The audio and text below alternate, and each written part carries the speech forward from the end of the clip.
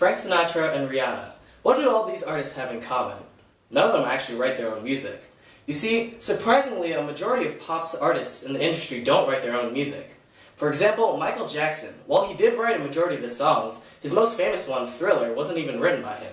It was written by a guy named Rod Temperton. Now, Rod Temperton is one of those people that we call ghostwriters. Ooh, baby, got back. There we go. No, not that kind. Oh, what the heck, man?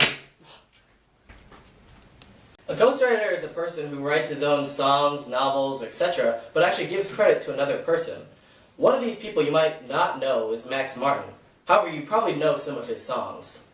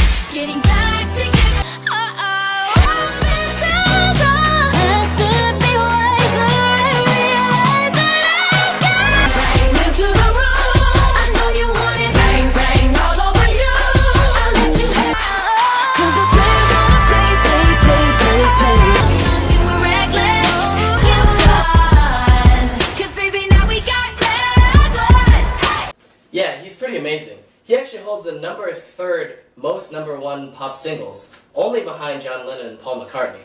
But did you ever wonder what makes pop music so catchy? Like more catchier than a baseball catcher catching vowels? Hey, bada swing! Catch? E!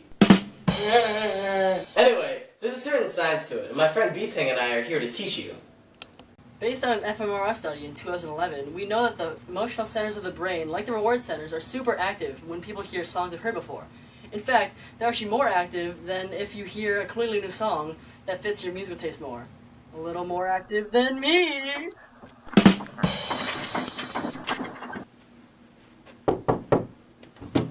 You may think that a song is popular because it's catchy and it's played everywhere, but in fact that's not really the case. You see, music industries use a thing called payola. It's a combination of the word pay and Victrola. And this term came around from the 60s and 80s when mobs literally used to run music industries and incentivize them to play their favorite songs on the radio. Nowadays this is completely illegal and you can't use money, but these music industries have a way around it, such as like free cruises or trips or new cars. So when you actually start listening to a song and originally hate it, but listening to it over and over again and it starts sounding catchy in your head, that's called something the musical Stockholm effect. In the 60s, Robert the Junk called it the mere exposure effect, in which participants said that they actually liked the song better the second or third time listening. And if you ever thought that pop songs are now sounding exactly the same, you could be right.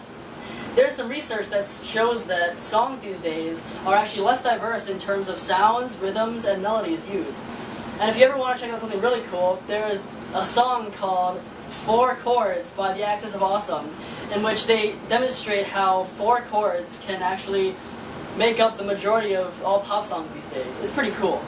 Now in modern pop songs, songs where a lot of kids like to get turned on, there's a lot of hyped up singers in the background going, hey, hey! And I just wanted to show you how prevalent they are in about every single pop song ever. Hey! Hey! Huh? Hey! Wait a minute, you ready? Yeah, okay, alright, we gotta back up 3 songs today, okay? What 3 songs? Alright, we got Fancy, We got Fancy. we got Don't Tell 'Em, Don't Tell 'Em, Don't Tell 'Em. and we got Turn Down for What? Alright, Are you ready? Let's do it. From LA to Tokyo, I'm so fancy. Can't you taste this gold? Remember my name. Let you blow.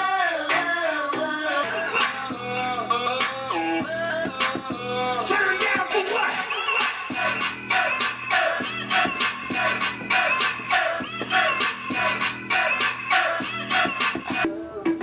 Don't tell 'em, you ain't don't tell 'em, you ain't even gotta tell 'em, don't tell 'em, you ain't need, don't tell 'em, you ain't even gotta tell 'em, don't. Daniel. Daniel, it's rolling. Go. Hi. To end the video, I'm gonna teach you how to make a pop song.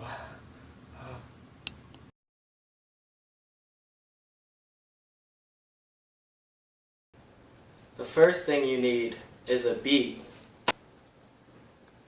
Wow, it turned into a drum set.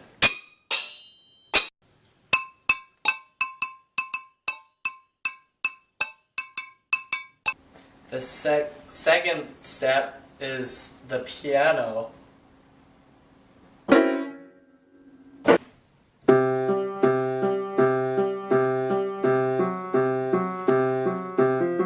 Now, the last thing you need is strings.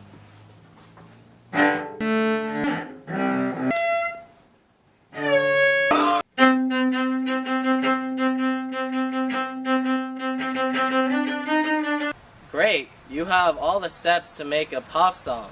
Now you just gotta sprinkle a little production on your song, and it's good.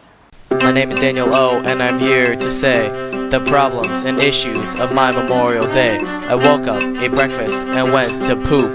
And then I found something that made me droop. As I locked the door, I could not flee, because there was no more TP. Toilet paper, toilet paper, TP, toilet paper, toilet paper, TP. I sat there, distressed, not knowing what to do, because at that moment my bowels began to brew. I almost began to cry, scream, and shout, and lastly I sat there dejected and began to pout. But to my surprise, I suddenly heard a clang. In my shower was my friend Brandon Tang. Brandon Tang, Brandon Tang, B-Tang, Brandon Tang, Brandon Tang, B-Tang. He said, "Don't worry, Daniel, I'm here to help. I was doing some yoga when I heard you yell. So here I am with some useful TP, all in my hands, every single row, all three. Oh God, it's gone. This isn't going as planned. Oh well, Daniel, hope you don't mind my hand. Potty humor, potty humor. We're mature, potty humor, potty humor. We're mature."